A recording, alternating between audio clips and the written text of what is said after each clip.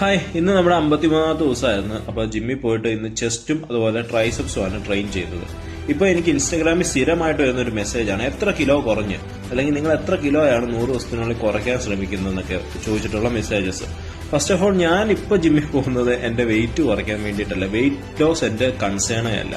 എനിക്ക് ഇപ്പോൾ എൻ്റെ ഫാറ്റ് ആണ് ലോസ് ചെയ്യേണ്ടത്. അതുപോലെ തന്നെ എൻ്റെ മസിൽ മാക്സിമം ബിൽഡ് ചെയ്യുക. ഫാറ്റ് ലോസ് ചെയ്യുമ്പോൾ അതിനൊരു കോംപ്ലിമെന്ററി ആയിട്ട് നമ്മുടെ വെയിറ്റും സാവധാനം കുറയും.